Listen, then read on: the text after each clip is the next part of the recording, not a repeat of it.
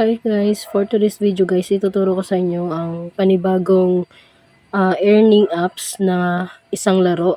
So ngayon guys, ituturo ko sa iyo kung paano nga ba ito laruin itong apps na to. So anyway, nakita nyo dito sa taas yung mga order na yan. So may eggplant na 390. Kailangan ma-complete mo yung order na yan, and then kasi nasa level 9, I mean 92 order na po ako, so nasa level 20 ako. So ngayon yung bawat order na yan kailangan mo ma-complete para mag-proceed ka sa order 93. So paano nga siya laruin guys, kailangan mo lang i-farm yung kung ano yung nakalagay dyan sa order natin. So, kailangan matapos yan. So, dahil nasa level 20 na ako, medyo matataas na yung order niya. Nasa 390 yun.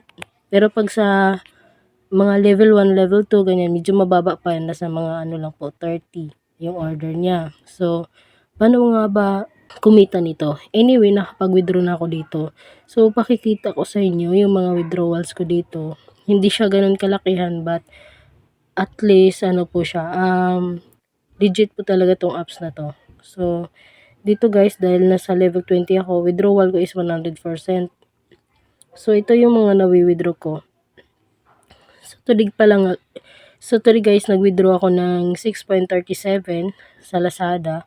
Ay, naging successful withdrawal. Yan yung mga withdraw ko guys. Yung mga withdrawal ko. So, yan yung mga proof ng withdrawal ko. Legit talagang apps. Pwede ito sa mga nasa bahay lang, walang trabaho. Pwede mo siyang pagkakitaan. Kailangan mo lang ng stable connection dito para tuloy-tuloy yung paglalaro mo. So, wala namang pilitan na sumali dito. I-click nyo lang yung link sa taas para po makapaglaro na po kayo. Tsaka kumita dito sa apps na to.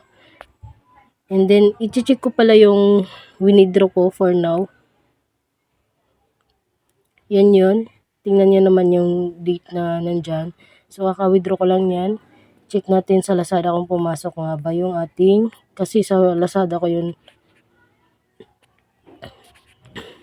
So, may balance ako na 26.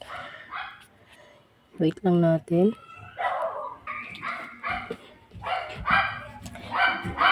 So, yan na yung balance ko guys, 32.65. So, check natin yung transaction history.